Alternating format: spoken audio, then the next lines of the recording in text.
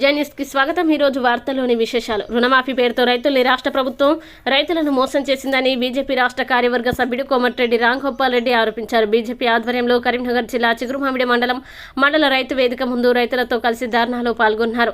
తెలంగాణ రైతాంగానికి ఏకకాలంలో 2 లక్షల రుణమాఫీ చేస్తామని కాంగ్రెస్ పార్టీ ఎన్నికల మేనిఫెస్టోలో చెప్పిన మాట తప్పిందని, కొద్ది మందికి మాత్రమే రుణమాఫీ చేసి చేతులు దులుపుకునే ప్రయత్నం చేస్తుందని రామరెడ్డి మండిపడ్డారు. రైతుల ఓట్ల కోసం రుణమాఫీ హామీ ఇచ్చి నిబంధనల పేరుతో అనర్హులకి చేసి రైతులను దగా చేస్తుందన్నారు. ప్రతి రైతుకు 2 లక్షల రుణమాఫీ లాంటి షరతులు లేకుండా వర్తింపజేయాలని డిమాండ్ చేశారు. రేషన్ పేరుతో, ఐటీ పేరుతో, ఉద్యోగస్తుల పేరుతో భార్యాభర్తను వేరు చేసి తలా లక్ష లాంటి షరతులతో రైతుల్ని పథకానికి దూరంగా ఉంచేందుకు ప్రయత్నిస్తుందన్నారు. అదే జరిగితే భారతీయ జనతా పార్టీ రైతుల కోసం పోరాటం చేస్తుందన్నారు. అందరికీ 2 లక్షల స్కీములు వర్తించేదాకా విశ్రమించేది లేదని పేర్కొన్నారు. తెలంగాణ రాష్ట్రంలో కాంగ్రెస్ ప్రభుత్వం చెప్పే లెక్కల ప్రకారం మొత్తం రాష్ట్ర వ్యాప్తంగా 47 లక్షలకు పైగా రైతులకి రుణమాఫీ చేయాల్సి ఉండగా ఇప్పటి వరకు 22 లక్షల మందికి మాత్రమే 17,934 కోట్ల రూపాయలు మాఫీ చేయడం జరిగిందన్నారు.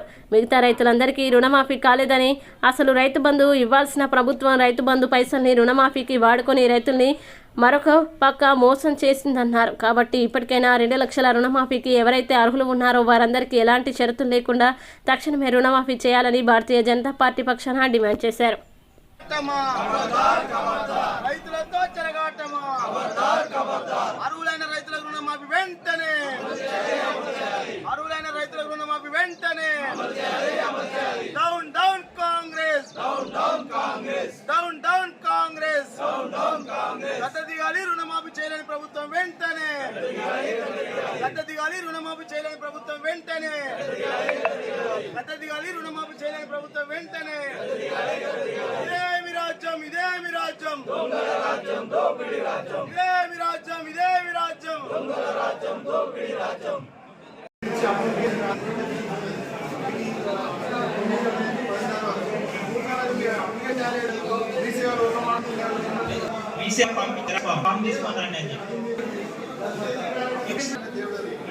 ఓకే